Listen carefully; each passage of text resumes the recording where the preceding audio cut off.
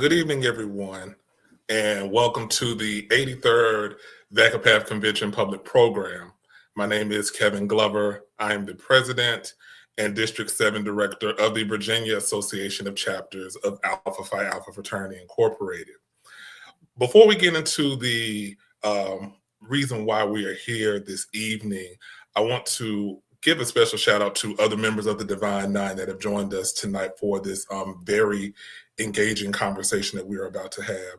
So I want to take the time to recognize the members of Alpha Kappa Alpha Sorority Incorporated. Thank you. I'm sorry. Alpha Kappa Alpha Sorority Incorporated. I'm sorry.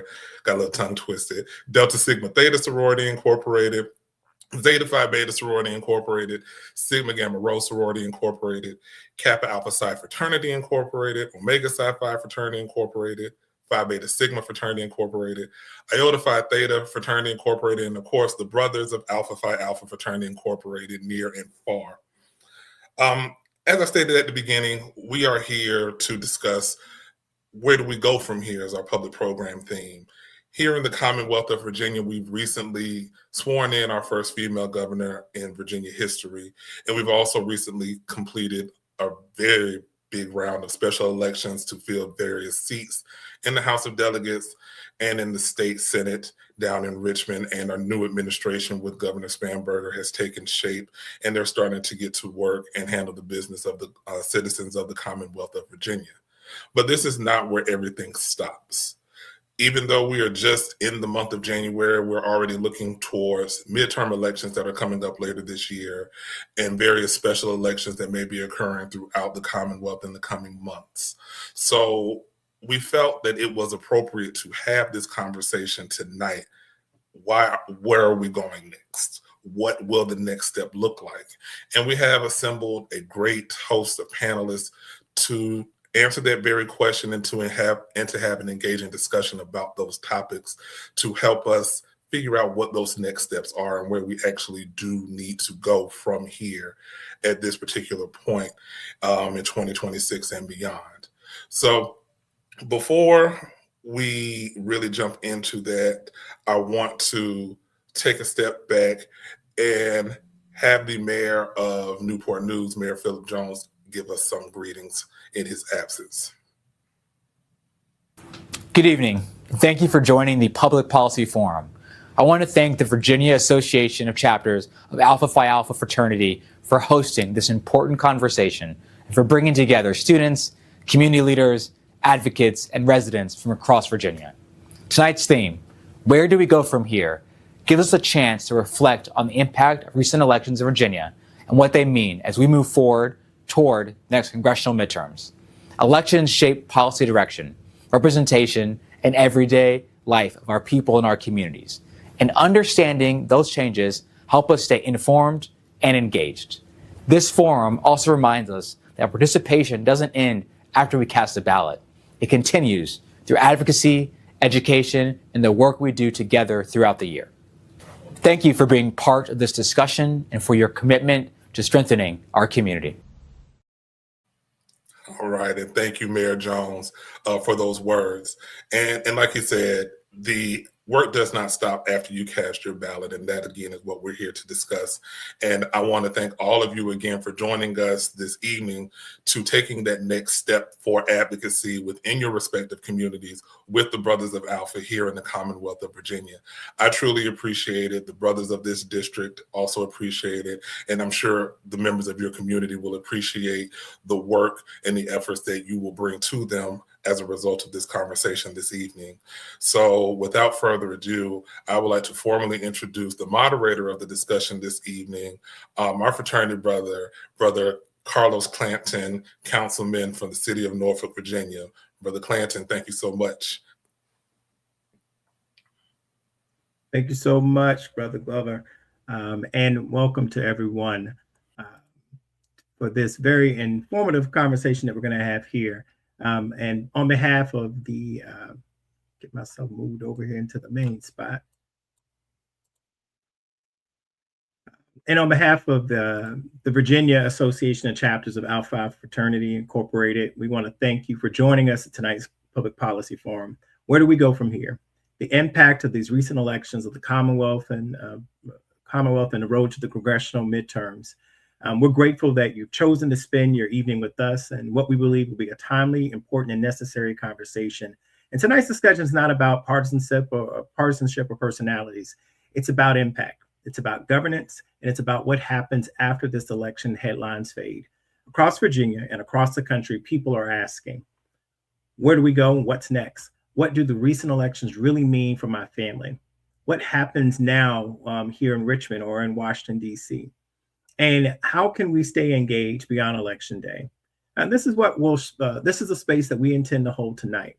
And so for our program overview here tonight, we want to bring on our panelists and to share their voices and state and local and as well as federal and national advocacy organizations to help us understand how decisions made at every level of government shape daily life in our communities.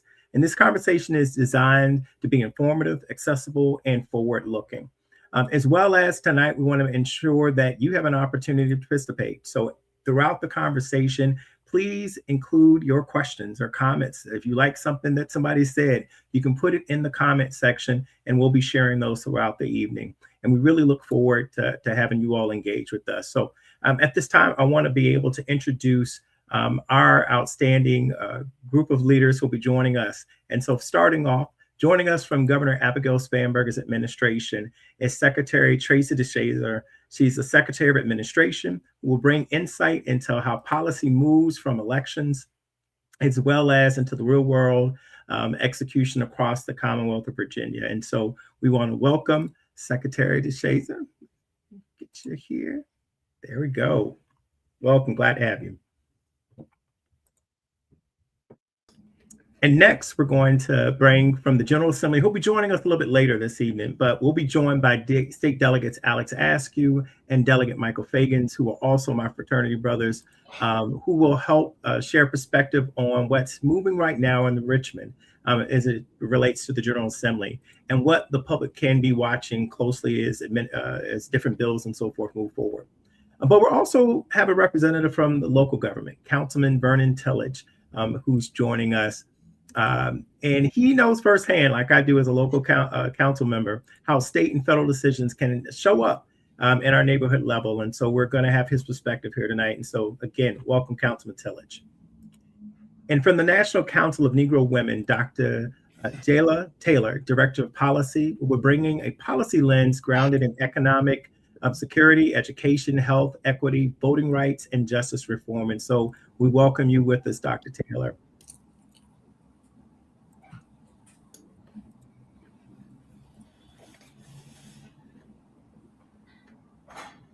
And last but not least, we are going to be bringing in a representative from the NAACP, and many people across the Commonwealth of Virginia. If you don't know Gayleen Connaughton, I don't know where you've been.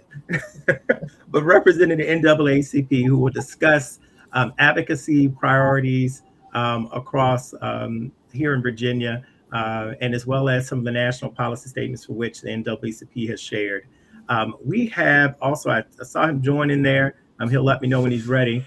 But we also have State Delegate, well, I just saw him there, but he'll be popping back in. State Delegate Alex Askew, as we've mentioned, he'll be joining us. And last but not least, we will also have joining with us to bring us a congressional perspective, Congressman Bobby Scott. He's on his way back from Washington, D.C. And so he'll be sharing in the conversation with us as well. So to kind of kick things off for this evening, we want to go ahead and, as I said, and joining us with Congressman Bobby Scott. So just kind of open it up as a conversation. I think I got everybody here.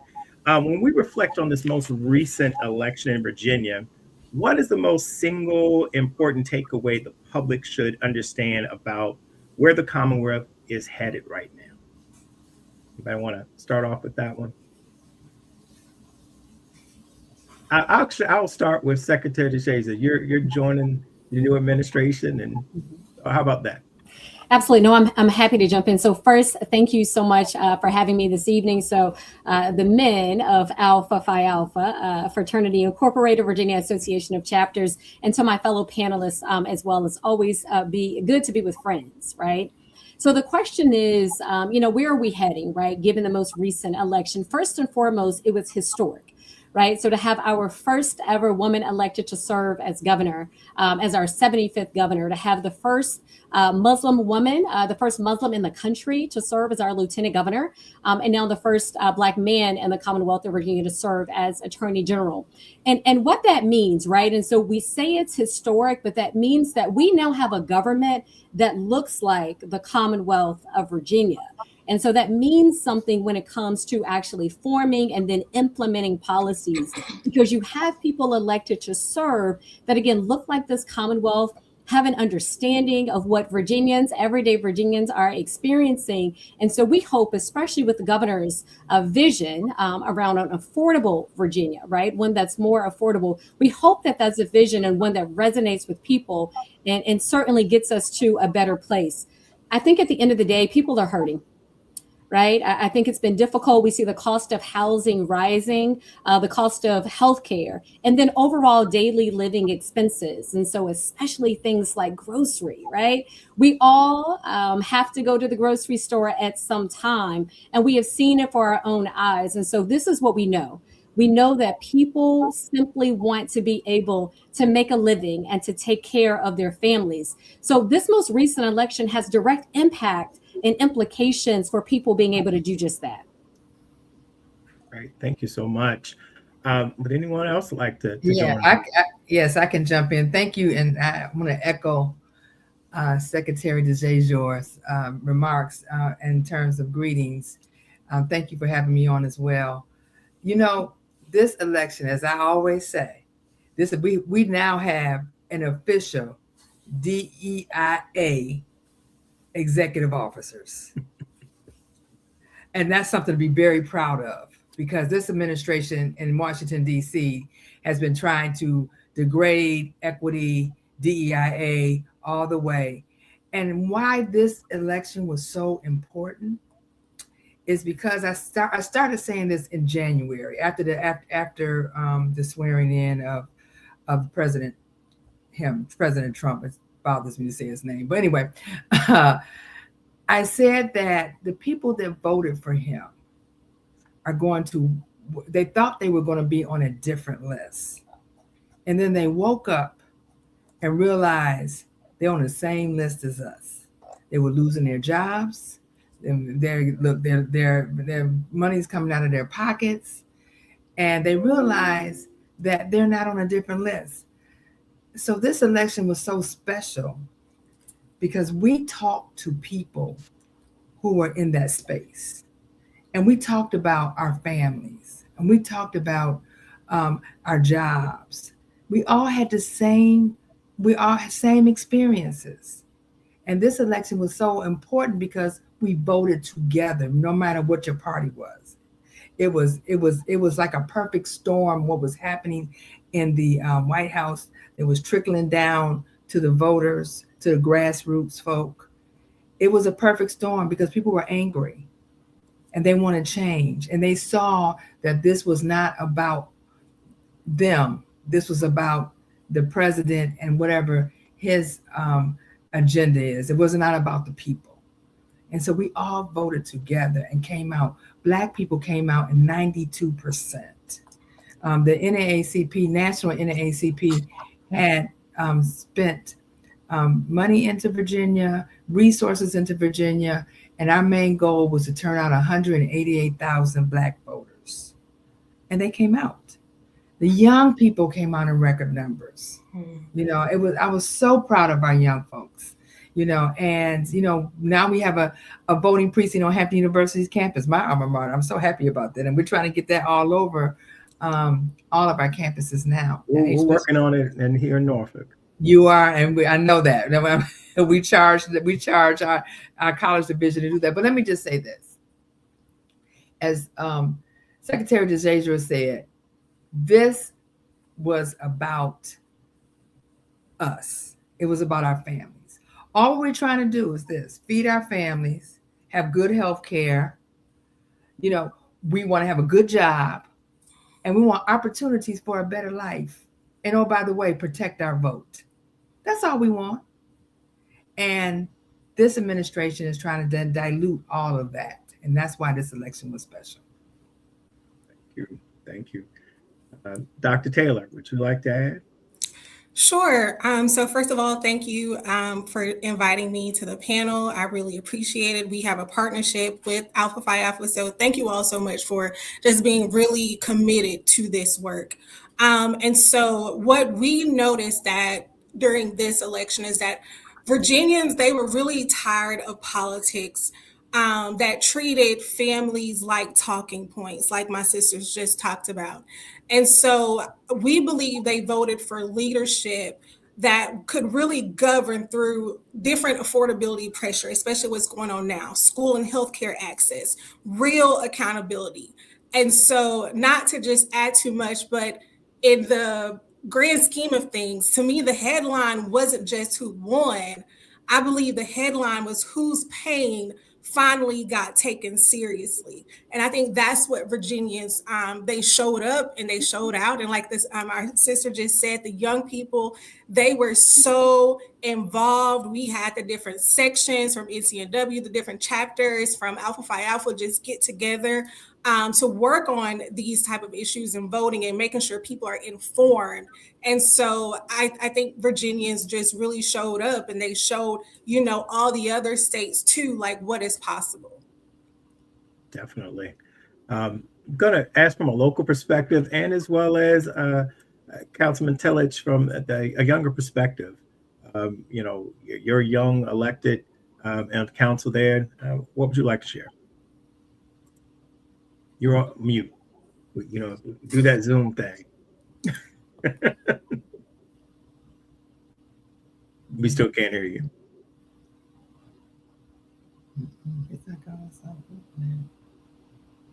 We still can't hear you. You hear me now? Yeah, we can hear you now. Okay, so much for the young comment, right? Technology. But first of all, thank you all for having me on this evening with this wonderful panel. I think this last election, sent a message to young Virginians, but to Virginians all across the state, is that hope is still alive, right? The last year and some change has been a rough battle across the nation. And so for Virginia to be able to send a message to not only to Virginia, but to the rest of the country that hope is alive, and that when people come together, we can make a positive change. And I think to Gayleen's point earlier, people realized that they were on that list. Each and every day as we turn on the news, more and more people are added to that list. And we're seeing it's getting closer and closer to home. And, throughout this entire year, I've seen quotes on Facebook, on social media, people share where the quote, I'm kind of paraphrasing here, where, at the beginning, at first they came for this group of people. I stayed silent. They came for this group of people. I stayed silent. And then when they came for me, there was nobody there for me. And we're seeing that all across the nation. And in Virginia, people actually saw people's pain. Democrats were able to speak to the affordability aspect of people's everyday life, the kitchen table issues. People are literally deciding whether or not they're having to put food on their table, or whether they're going to pay for medication. And as we see now with the healthcare cuts and the subsidies being stripped away, healthcare is at an all-time high. I met a family just last week whose monthly premiums are more than their mortgage right now. How can people afford for that? And so I'm glad that the citizens of Virginia realized that. We came together and we were able to get 3 historic officers elected. And I think Virginia is on a great trajectory. And hopefully, the saying goes, so goes Virginia, so goes the nation. So I'm hoping that with what Virginia did this past November, the nation will continue that. And I saw yesterday in Minnesota, they did that yesterday with 91% of the vote. So, let's continue to make it happen. Thank you so much. And just for anybody who's watching out there, Alpha Phi Fraternity Incorporated and our other Divine Honor organizations here do not take a political stance. For us, we definitely follow issues, and we're challenging others to make sure, as we go through tonight, about what those issues look like. So look, we know that we had an election that took place, but beyond the election results themselves, what actually changes the public once leadership's in place. And we know we have a new governor, we have a new lieutenant governor, attorney general. We know that there's a new, increased leadership within the House of Representatives. So just from looking at that, what happens quickly and what takes time? Because I know a lot of times people say, all right, the election happened, and they expect stuff to happen just like that. But when you kind of think about that in that framework, what's going to happen quickly and what can people expect to take a little time? Anybody want to start off with that? Well, I'll just start right there. Everything is not going to happen quickly. Everything we've been waiting for is not going to happen quickly. One thing that we always, we said that we know that our legislators are working extremely hard on our behalf. We've picked up more seats than we've ever had picked up before in terms of diversity. And we're not going to get everything that we want in this first year because it's so much. I mean, the former governor, Youngkin, vetoed more bills than any governor has ever done before. And so now they're trying to, this administration and our General Assembly are trying to catch up and reverse some of these things that he vetoed and put us on this trajectory of moving backwards. And so they're trying to move us forwards. And then we got an issue with SNAP and Medicaid. And we got the Affordable Care, which is a huge amount of money that's going to take to sustain that. And so what we just basically did is just under promise and hopefully they'll over deliver, but set the expectation up front. And I know that Secretary DeJazor can speak more to it because she's right there with them. Absolutely. And Carlos, if it works, well, I'll jump in from there. And so Galen, you said it, right? So not everything can happen quickly, but some things can, which is why literally moments after being inaugurated on January 17th, you saw our governor, Abigail Spanberger, take action, right? And signing 10 executive orders. And I want to take a moment to call out just a few of those executive orders that she did sign. And speaking of urgency and moving quickly, but in particular, Executive Order 10 around law enforcement. So it rescinds Executive Order 47 that was actually signed by the previous administration. And what it does is that executive order requires and encourages state and local law enforcement to divert their limited resources for use in enforcing federal civil immigration laws. And so remember, under that Executive Order 47, there was cooperation between law enforcement. It directed them to do so. By Governor Spanberger signing her Executive Order 10, she is now rescinding that, right, and encouraging our law enforcement officers to no longer divert those resources. When we see what is happening, right, we see that families are hurting.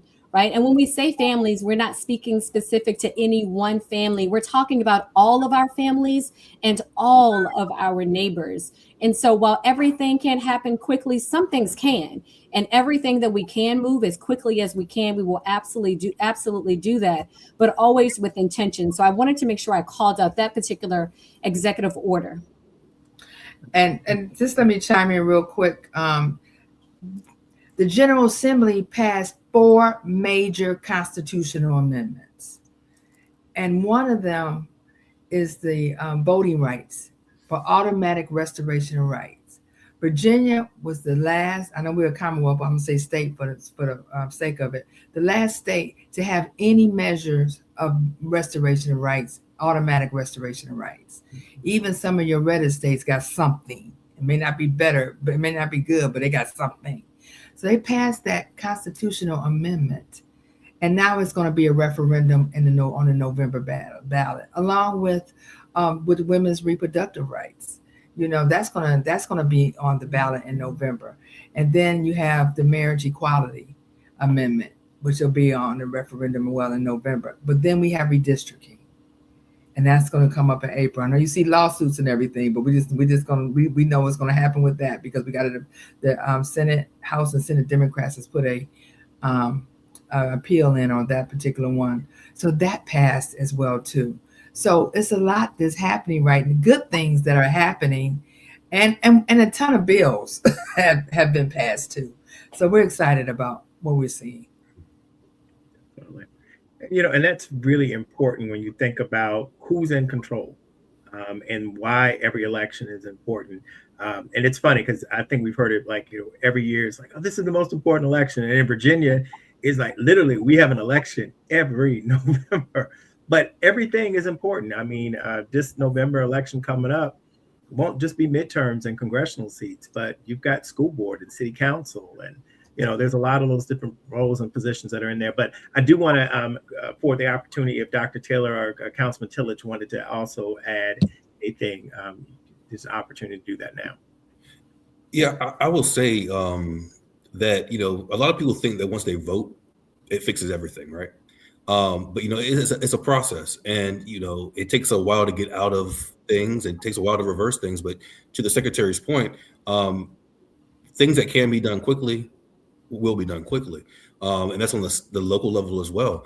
And to Gayleen's point, in regards to our legislators, they hit the ground running as soon as session started, and to me that shows the power of our legislators, the determination of making sure that we correct wrongs, and to see the monumental legislation that was passed within the first week of session is phenomenal.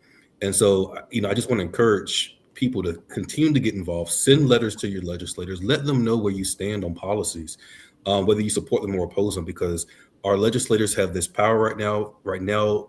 Control is here, and it's a great thing when done correctly. And I will say our legislators are doing the right thing right now. Right. Yes. So to echo all of that, and I think it's important that when we're talking to young people, we talk about how things can quickly move, because they've seen how quickly this administration has moved. So we can't necessarily tell them, oh, everything moves very slowly, when we know that executive orders can happen, right? And so for us to be very authentic with the communities and the people we serve, we have to make sure the things that we can get done, like everyone has said, they get done. And then, of course, there's always a process. Before I started my current position, I worked for Congress. I was a congressional staffer. And so I know how slowly things can move. But I think now in 2026, even in 2025, we see just how fast things can move for us as well. And it's just really important for our elected officials to make sure that they keep the momentum going. Absolutely. Appreciate that. I'm going to shift back here a little bit, and I'm going to go back to Secretary DeShazer here, especially with the administration. From an administrative standpoint, I know you shared some. How does the new governor's agenda move from campaign priorities to real policy implementation across various different agencies? Yeah, thank you for that question. And I'm going to say that it starts with exactly what Councilman Tillage just mentioned, right? It's the people. And so we have a governor that was just elected, right? But something happens before the election, and that's the campaign. And so she has been out for 2 years, right? And so listening to Virginians, hearing their priorities, and that's what helps inform a policy platform. So you don't just form that without the input, because priorities can't become policy without the people. And so she's been able to do that. Now, I will say, before we even get to what the agenda is, I think you have to look at the very intentional framework of the administration. So you will notice that we once again have a chief diversity officer, and we are not afraid of those efforts, because we know that those efforts matter. We also have created a director of local government engagement, which is a newly created position, because, as been said before, we have to understand that what passes at the state has local implications, right? And so working more closely aligned with our local partners as well as our federal partners.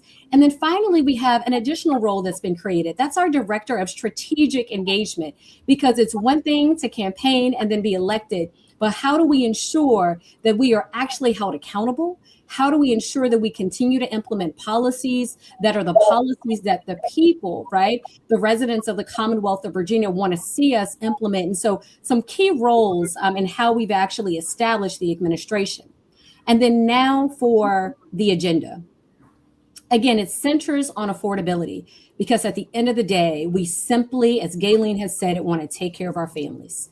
Right? That is what every single person in this country wants. It's what every person in Virginia wants, right? You want to make a decent living, and you want to be able to provide.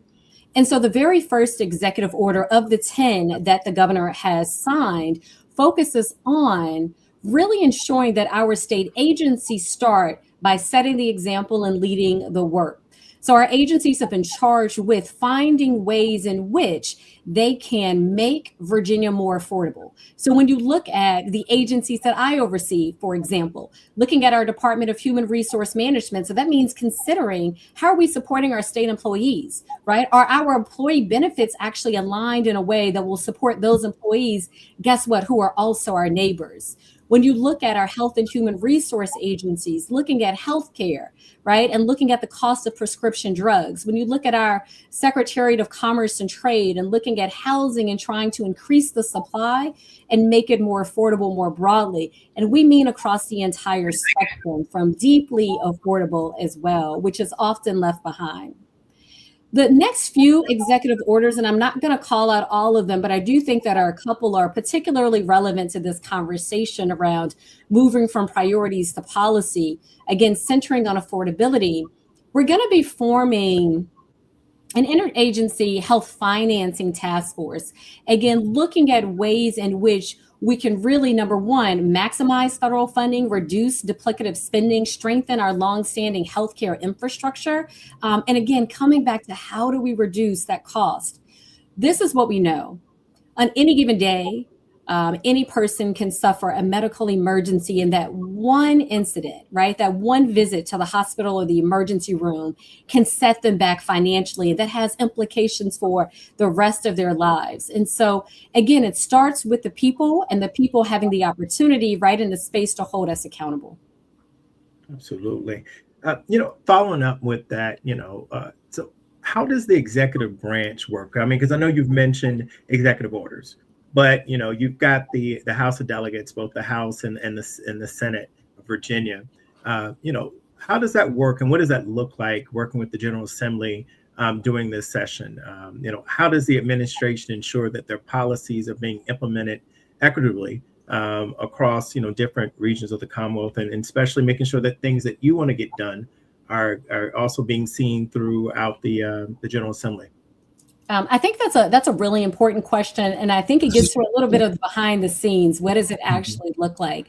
And it's a partnership, right? It's truly a partnership with legislators on both sides of the aisle, and that's how we view it. And so, of course, something is a little unique about Virginia, and that the legislative session does actually start before the governor is inaugurated. So the legislators are a bit in front of us right now, I will say that. And so lots of bills have been introduced. They're making their way through committees and subcommittees.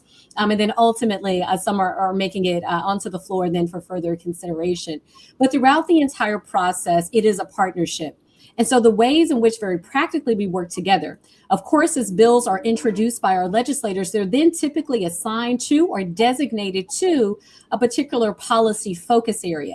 I can tell you that I have quite a few bills in my queue and the administration secretariat. And those bills are going to be relevant to elections. They're going to be relevant, again, to information technology, our human resources, our facilities that I'm charged with overseeing as well.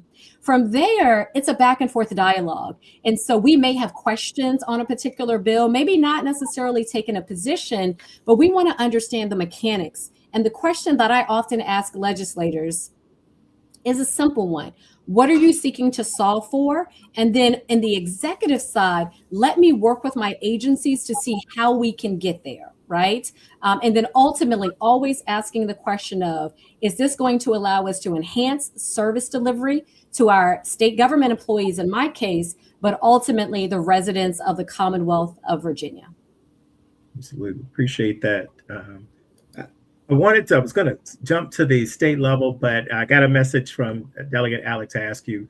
He's got a little internet issue, so he's trying to move around so they can hop back on. So I'm going to come back around, and I'm going to go to the next level of government and kind of focus on the local area there. And though I know there's some healthcare stuff that was mentioned in there, and I know, Galen, that is one of the issues in your vein, in your wheelhouse. But let me just stay there for a second on that one. As we look at, right now with the Affordable Care Act and so many other different things, what are we seeing right now in the Commonwealth when it relates to healthcare and just in that perspective, that opportunity? Well, you know, I started Celebrate Healthcare in 2013 because no one was talking about the Affordable Care.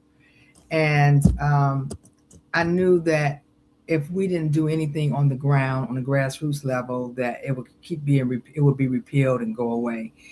And eventually, we were able to advocate. Once we enrolled people and people who fell into the gap, we were able to advocate, tell them why they needed to vote to expand Medicaid. And so it passed in 2017, I think it was 2017, 2018. And then we have enrolled over 30,000 people in affordable care, and we've helped about 5,000 into Medicaid. We have people going to the doctor now. They're getting their preventative care. They understand the value of having health insurance. It's almost like having a driver's license.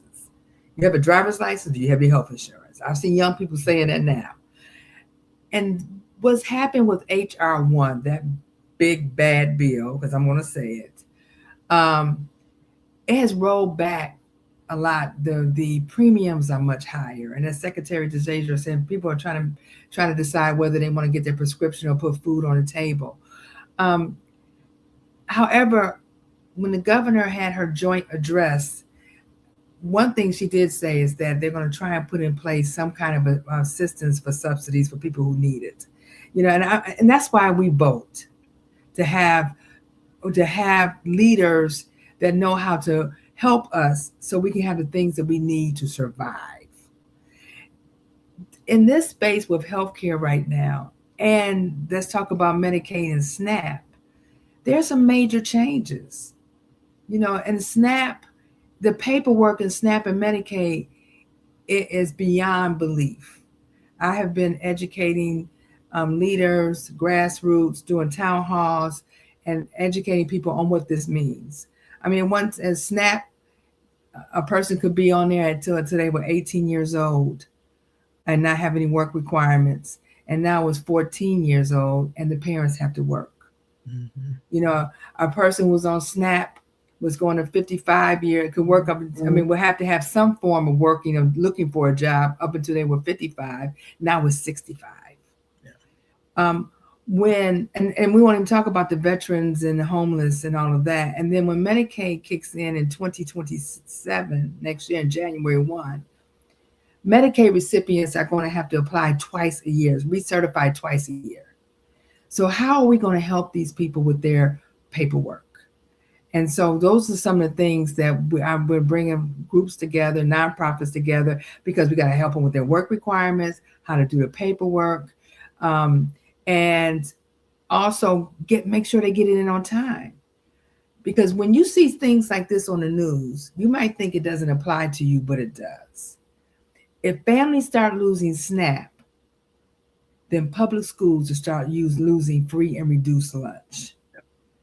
And then if people start losing health care, they'll start using the emergency room as their doctor. And who's going to pay for that because they can't afford it? We will. Everything is connected. You know, so we're looking at solutions, how we can help bring back retired social workers. They don't have a social workers organization, but they come up to me and say, we'll help. You know, how can we get them together? How can we treat the paperwork as signing confidentiality like we did with the Affordable Care and have CACs to help people with their paperwork and do vote like they do voter registration drives? Why can't we have Medicaid and SNAP drives and help people have ambassadors in your churches? This is a huge feat. When a bill like this is passed, it usually takes anywhere between 5 and 7 years to implement it. There was no time to implement this, and this bill was meant for people to fail and lose their SNAP and lose their health care. And now it's up to us to see how we can help them and make sure that we support our legislators in looking how we can fund these programs. Definitely appreciate that. You know, that really leads into, and I don't know, Dr. Taylor, if you wanted to add anything to that one, but I was going to transition into the local impact. And Councilman Tillage, this is for you. You know, at a city level, really, how do decisions made at the state and federal level directly affect what local governments can deliver for our residents. And I think Galen really just kind of opened that up, but I'm going to turn that over for you. Yeah, most definitely. Decisions made at the state and local level have significant impacts on localities. For example, funding for public schools and healthcare and infrastructure, most of that comes from state and federal sources. And so if funding is cut on the state or federal level, the locality either has to make the decision to supplement it or not to supplement it. And that money is then taken away from programs such as public schools, such as public safety, and transportation for your roads.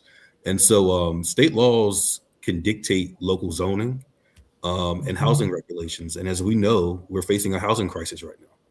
And so when state laws and federal laws are not friendly to localities, that it ties our hands. And so in Virginia, we are a deal and rule state.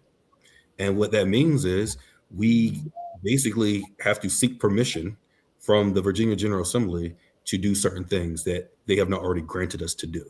And so if the General Assembly has not said locality X can do X, Y, and Z, well, then that locality cannot do that. And so it's very important that localities work hand in hand with our federal and state partners so that we can work together. Because as Galen mentioned, everything is connected, from funding for housing, from funding to healthcare, to public safety, all of it's connected. And I'll use this as an example. In our budget for the city of Portsmouth, we've had some substantial help in our budget from the casino. Thank you to the casino.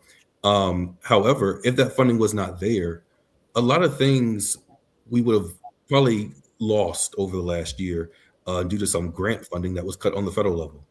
We had funding that was cut in regarding our flood and our water systems for the city of Portsmouth. It was a $25 million grant gone. And so that we had to supplement the money from somewhere because we have to have clean water. We have to be able to address flooding in the city.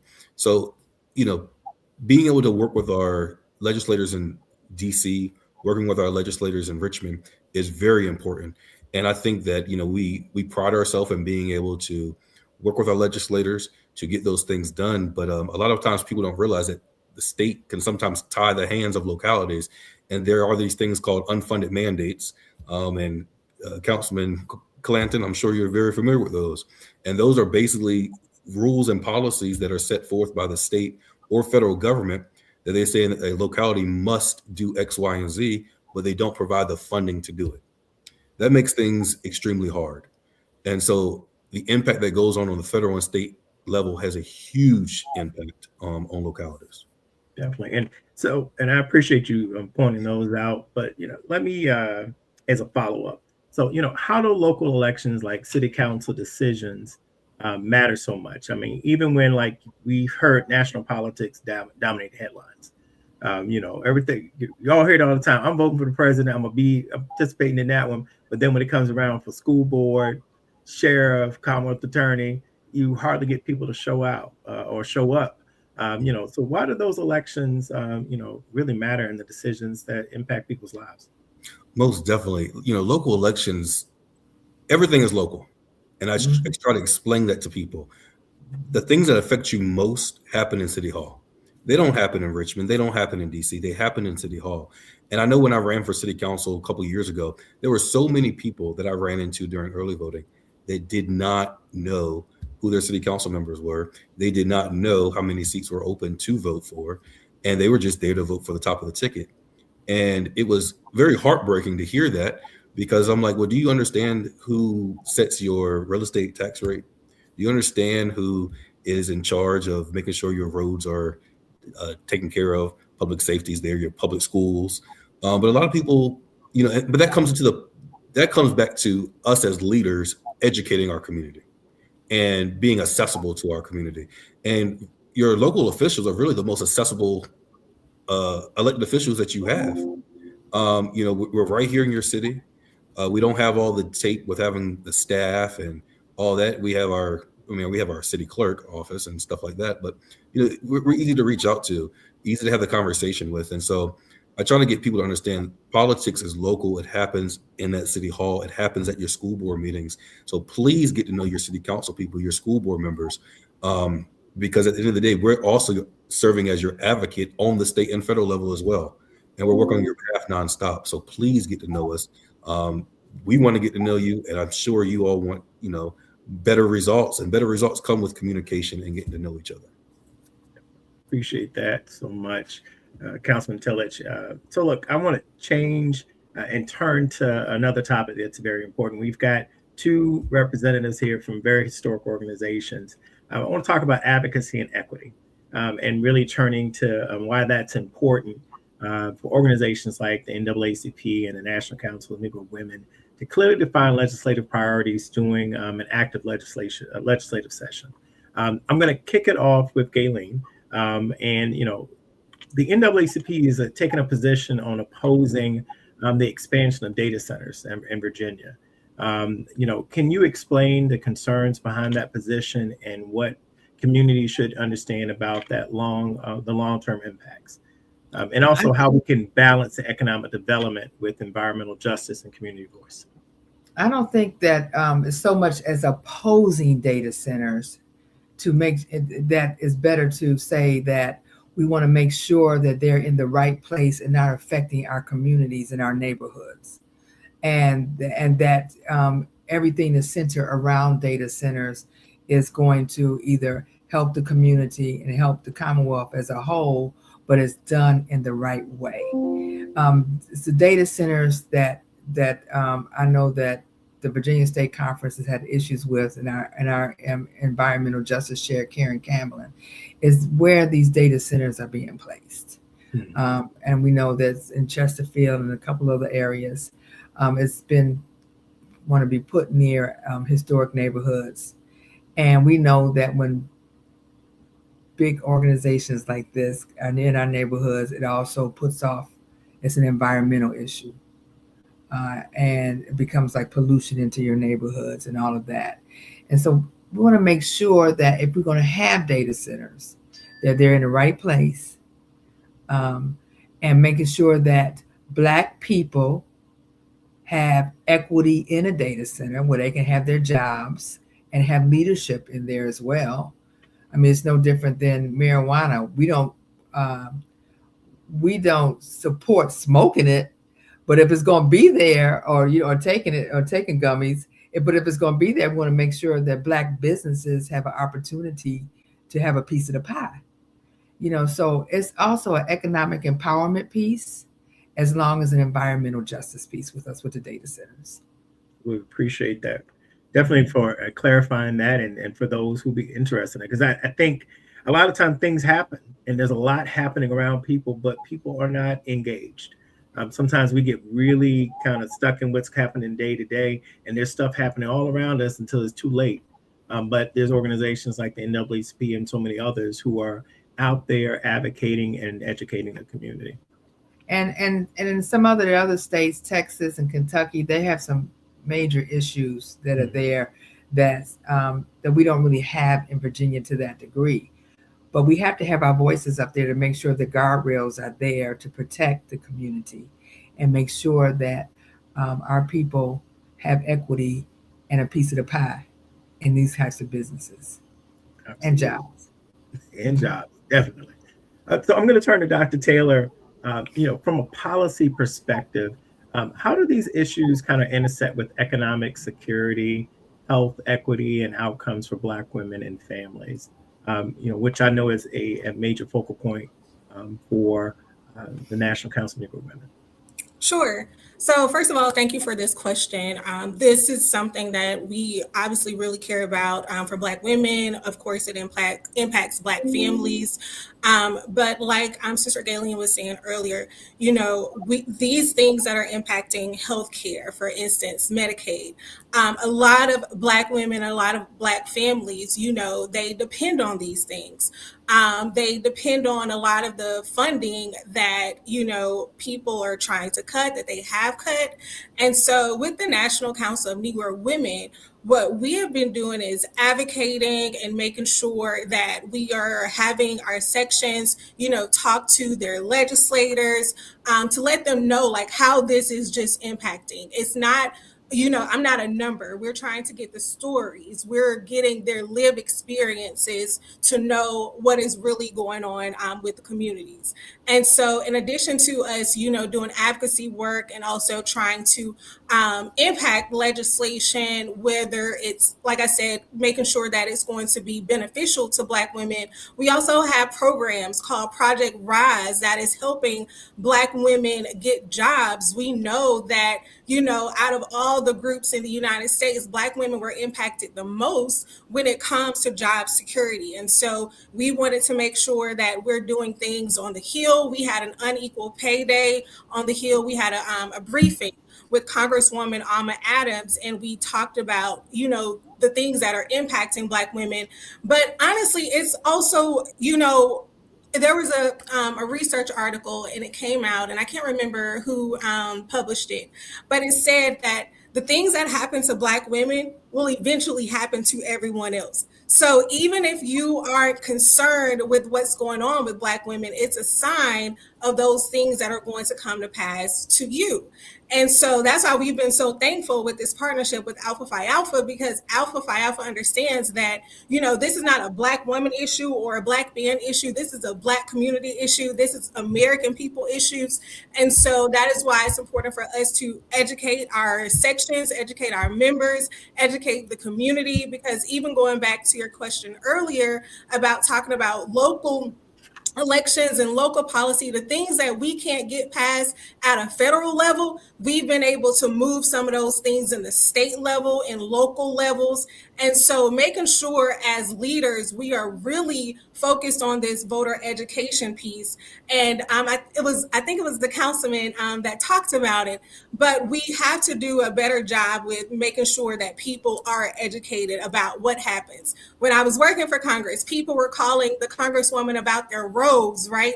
And people don't necessarily know who's making certain decisions. And the decisions that they're calling about mostly, those are things that are happening at the local level. And so with NCNW, we focus on the federal policy, but we also do a lot of work in the state and local policies as well to make sure we're covering it all. Because like Sister Gayleen said, it is all connected. And so that's what we're trying to do. Appreciate it. Thank you so much. I've got some additional questions around state and federal, but I'm going to kind of hold those off to see if my additional brothers will join us there. What I'd like to do is pivot, because we've had a couple of questions that have been placed in the comment chat box here. So I'm going to bring those up. And one of them is, where do we stand in redistricting in Virginia? I know that we kind of teased on that a little bit earlier. And so I don't know who would like to kind of jump in on that one. Gayleen, I think I can.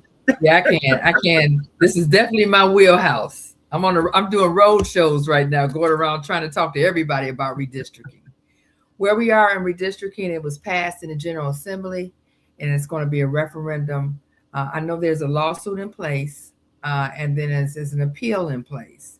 But right now, as it stands, the election day will be on the election day will be on April 21st.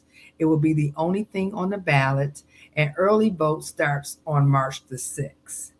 And why this is important: we have a president that wants to steal the midterms and add 10 to 15 seats to the into Congress. And we have to have a level playing field. We got to make sure that our voting power is not diluted. As I always say, Trump and Texas started this, and Virginia's got to finish it. And so this redistricting is critical, because we cannot have 2.5 more. The election is going to be in November. We can't have 2.5 more years of this madness that we're going through right now. 3 years, whatever it's going to be. I feel like it's been 8 years. I just feel like it's been 8 years. In order to stop what is happening here, we have to make sure that we have our voting strength, we have a level playing field, and we have enough congressional representatives in the office and in our U.S. Senate to make sure that we have a level playing field and they are in the majority to protect our rights. As I always said in the last election, I said we have to win this election in November. We have to make sure that we elect the right leaders to have a guardrail against what's happening in the White House. Now, this redistricting is going to help us have a guardrail around the White House for the nation. And so, as I said earlier, we're just trying to feed our families, have a good job, have good health care and opportunities for the better life. And oh, by the way, have strong voting power. And that's what it's all about. And this administration in the White House is trying to disrupt all of that. So we keep it simple. We just keep it simple. You know, that's why redistricting is so important. In Virginia, we're going to be voting all year round. It's not a one-off. It's all year round. And why I say that is because early vote starts March 6th. The election is April 21st.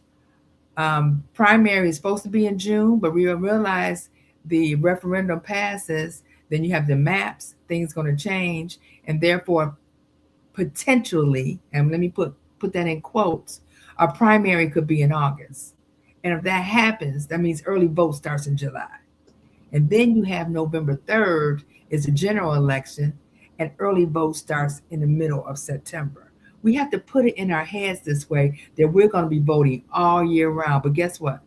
In Virginia, we vote every year because when you stay ready, you don't have to get ready.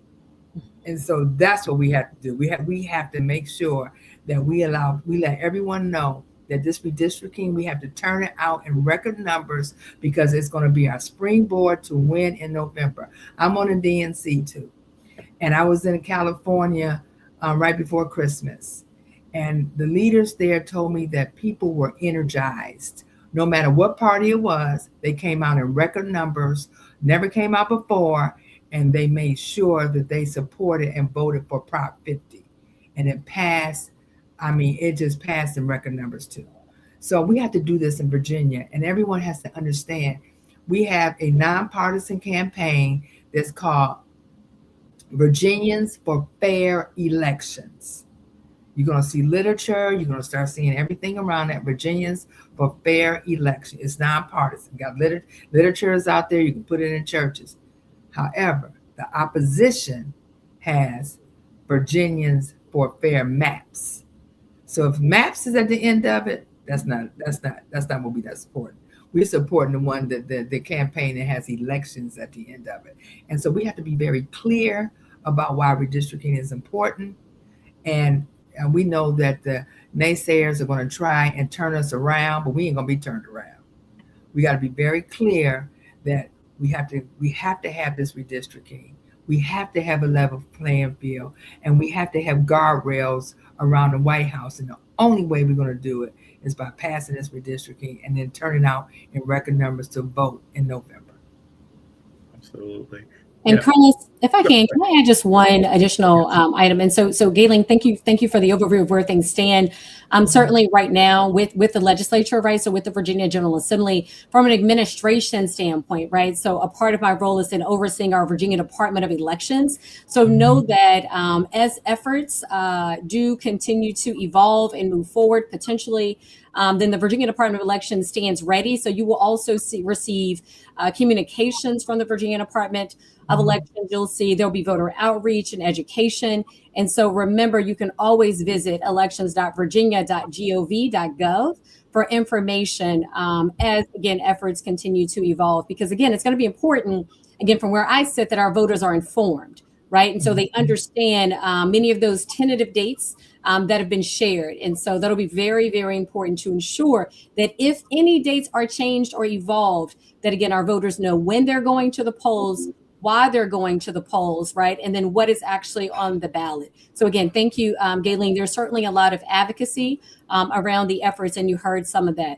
I apologize. I do have to drop off and step away, but I did want to say thank you so much. It's been wonderful being with you all, certainly my fellow panelists, and again to Alpha Phi Alpha Fraternity Incorporated, Virginia Association of Chapters. Thank you so much, Secretary DeShazer. And with that, to replace you, we've got State Delegate Michael Fagans to come on in. Thank you so much.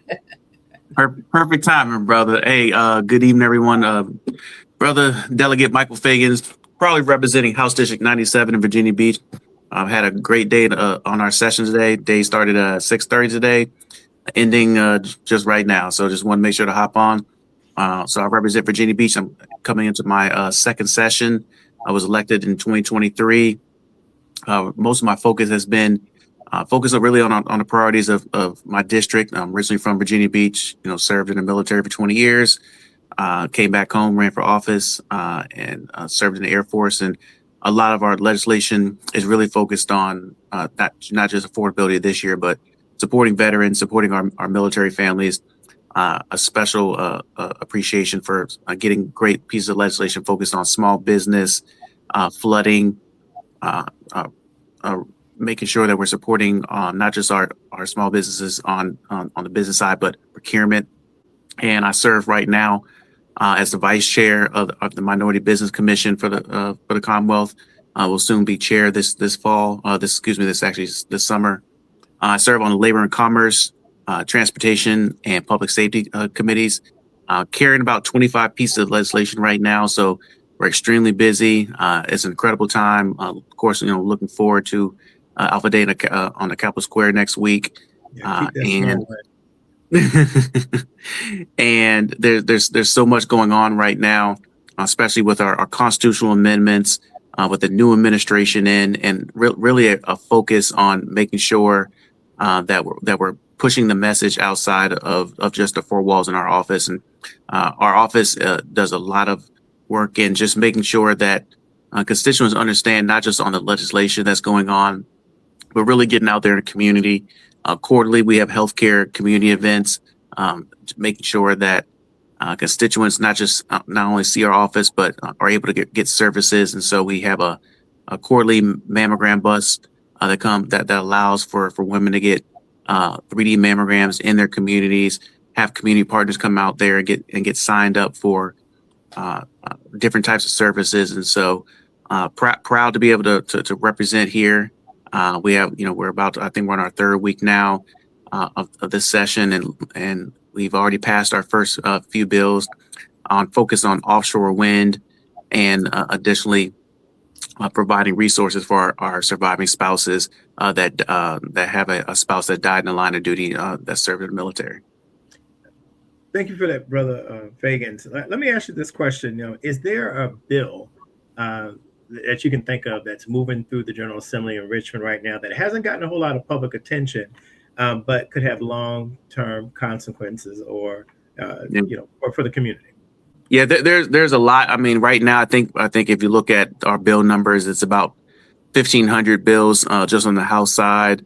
And so, but I'm going to take the opportunity to spotlight actually one of our bills. That's the Artificial Workforce Impact Act. It's actually was modeled working with us, our Senator Mark Warner, and seeing what they're trying to do at the federal level. And we took that model and brought it down to the state. And what we're really hoping to do is not just show just in terms of if there's an impact from AI, because we know there's going to be an impact, from now and into the future, but figuring out ways that what happens when there is an impact. And so this bill will ensure that our state agencies, that if multiple individuals at our state agencies are impacted by AI, that they're able to be retrained in different areas. And then also that we get the reporting that we need to understand where AI is being utilized at the state level. And so, look, that bill, it should be up for hearing for next week. But that's one of the ones I'm looking for. With the 25 pieces of legislation I'm carrying right now, that is one of the areas that I think is going to have some of the longest impact of just making sure that we understand what AI is going to be doing at our state level agencies, and just to make sure that our hardworking public servants, when AI does impact their job, that they're able to be retrained. Appreciate that. Thank you so much, Brother Fagans. It's a little bit after 8. If we were in person, we'd probably go on 90 minutes or so forth, but I'm not going to do that to everybody there. But I will start back with you since you're here. And I'm going to do, this will be one question for everyone that's serving on the panel here. In one sentence, when you hear the question, where do we go from here? What does that mean to you? Start with you, Brother Fagan. When I think about like where do we go from here, the biggest thing that I would say that where do we go from here is it's going to continue to work and pushing out the message to our communities that aren't always in our circles. And so from our, and that's all of our circles, from our religious circles, our spiritual circles, to our business, political, there's a lot of different areas where individuals who need to know the information don't always operate in our social circles. And so for me, where do we go from here is to make sure that the message is being transmitted about what we're doing, what needs to be done, and how we can do a better job to so many of our communities, to individuals that we know we don't interact with on a day-to-day basis. Appreciate that. Thank you so much, Brother Fagans. Gayleen, I'm going to kick it off from you. So, when you hear that, where do we go from here? What does that mean to you? Continue to stay engaged. We have more people engaged now than ever, and make sure that the right information is out there. And let's capitalize on our opportunities. This is a time for us to do that, and make sure that we know what's available to us. We're educating each other, and we're turning everyone out to vote, and they know what they're voting for and why they're voting. That's so important. Voter education is so important. Instead of just saying you need to go vote, you got to be able to go talk to that person and see what's important to them, and not talk at them, talk with them. Communication is so key, and we're on a good momentum in Virginia now. We just got to continue and not stop and say, well, okay, we're good right now, because we're not. We're in a constant battle. And I just want to say this really quickly is that I did a forum on Tuesday. I planned it on Monday, did it on Tuesday, and 300 people turned out. They were all races, all ages, and it was behind ICE, and all this other madness that's going on. People are tired, but they want to fight, and they want to feel like they're included, and they want to feel like they're making a difference. And this is the time now for us to make sure that we capture this energy and we keep it moving. Appreciate it. So true words there. I'm going to kick it over to Dr. Taylor. Again, when you hear that, where do we go from here? What does that mean to you? Sure. I think for me, it means that we turn that turnout into transformation, right? That we're not necessarily, because the state of Virginia had so much participation and so much engagement, and like Sister Gayleen said, we can't get complacent, right? And so with NCNW, we have something that we're launching. It's called Power Up. You all are already, some people are already involved from Alpha Phi Alpha Fraternity, but Power Up is a 6-pillar voter participation network framework. And it involves voter education, where we're educating the public and making sure people get real information. There was so much misinformation and disinformation that hit our communities. And so we have to make sure that that is really important as well. Besides voter education, voter registration. We know we have to get people registered to vote, especially with what's going on now. I'm not sure if you all know, but the House, the Republicans just introduced another version of the SAVE Act called Make the Elections Great Again. And its whole purpose is to disenfranchise voters, to cause voter suppression. And so we want to make sure that we're addressing those things: voter protection, voter mobility, being able to get people to the polls, voter support, and voter communication. And I think, when we combine all those things, this has to be something that is intergenerational. We can't just look to older people for the answers. We definitely have to make sure we continue to engage our young people, especially for those of us that are in sororities and fraternities, right? It was 17, 18, and 19-year-olds that started these sororities and fraternities. So we can't allow, just because someone is young, mean they can't lead or, get some type of advice from them. And so I would say, again, stay engaged. We can't be complacent. We have to make sure this voter engagement continues, because we know that the fight can never stop. We have to continue the fight. So true. Thank you, Dr. Taylor. And round it out here with Councilman Tillage.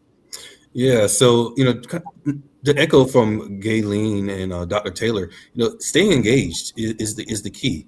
I tell people all the time that getting elected is the easy part. The hard part is the governance. The hard part is being able to keep policies relevant to the people and engaging with our people. Because so many times people think, as I mentioned earlier, they think that when they vote, they think that's all they have to do for the next 2 years. But no, we have to stay engaged. We have to be able to come together and to acknowledge the current challenges that we're facing and unite under a shared vision that involves everybody at the table. And so where do we go from here? We need to continue to rally, continue to educate, register people to vote, get people engaged. If people don't know how to contact the legislators, let's put town halls together to show people how to do that. Because now more than ever, we have to let our legislators know how we feel. We have to be able to come to City Hall, go to the State House, go to the Federal House, and let's come up with a policy that is comprehensive of everybody's understanding. Because as the saying goes, if you're not at the table, you're on the menu. And so we have to be able to stay off that menu.